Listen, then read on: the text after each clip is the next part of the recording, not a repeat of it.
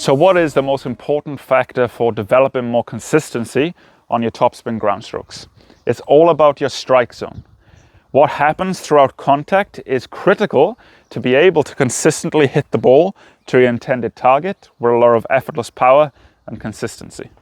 So the question is, what is going on around contact that makes it so important, and what should you be focusing on?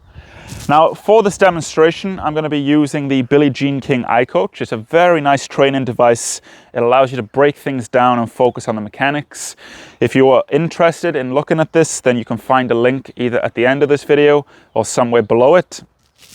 But also you can do the training today just as well with a bucket of balls. So let's talk about your strike zone. And I'm going to split it into 3 stages. Stage 1 is just before contact. And what can you see? You can see my racket head is beneath the level of the incoming ball.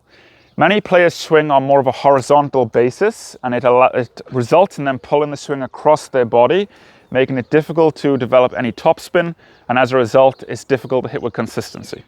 So the first thing in stage 1, you want to feel that your racket head is beneath the level of the incoming ball. Now, what else can you see? You can see that I've got my hitting arm structure now set.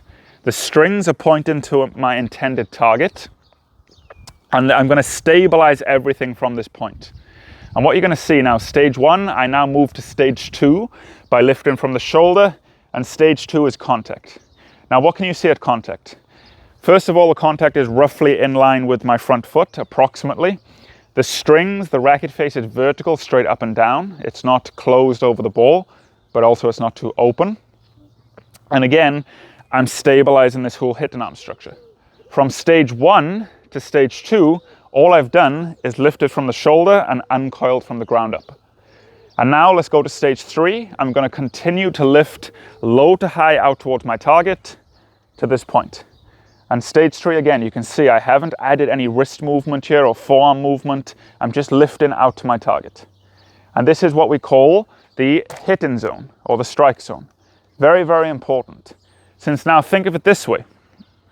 When you're playing, let's say you are having a bad day, if you have this all-important hitting zone where the racket moves low to high and out towards your target, even if you slightly mishit the ball or mistime it, the ball is still going to go to your intended target. Now, I know a lot of you watch the pros on television. Yes, you do see that when they reach somewhere at this point where the hand is nearing shoulder level, now it will begin to wrap around naturally. But they're not focusing on consciously wrapping that racket around, since they wouldn't be the best players in the world. So what you want to do, simplify, stabilize that whole hitting arm structure, and just focus on lifting low to high out towards the target first. Now, with the iCoach, this is why it's a great training device. You can set up in an isolated position. You can start at stage 1. You feel the racket head is beneath the level of the incoming ball. Now you lift to contact. You can see also when I'm lifting, my body is lifting with it. Now at contact, stage 2, stage 3, out towards my target. And now you can do it continuous. So it's like this and hold. And again, I can stop it and hold. And you should start to feel there's a clean and stabilized contact. And then what you can do, you can start from the isolated position. So here I'm at the end of what would be my unit turn. And now I go down to the slot position, lift, and then catch. But consciously focus on going through the 3 stages first. So it looks like this, down, stage 1, 2, 3, and then catch. And then, obviously, if you don't have the iCoach, no problem. You can do exactly the same with just a couple of balls. What you can do first, do some shadow swings where you can put the ball down on the ground, which would replicate your strike zone where you'd be contacting the ball. If you struggle for space, all you got to do is stand in front of the ball or the iCoach, 1 big step back, 1 big step out to the left, and now you've got the diagonal spacing. So this here will replicate where I want to be contacting the ball. And then you can do the same thing. Stage 1, feel the racket head is beneath the level of the incoming ball. 2, 3. 1, 2, 3. and then you can isolate and use a ball. For this, I'd recommend you go inside the court. You're not going to be getting much pace on this ball, obviously, to begin with, but start in what we call the neutral stance, the isolated position.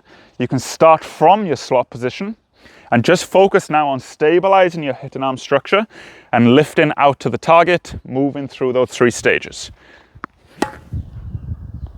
And again, just stabilize, lift, and then release.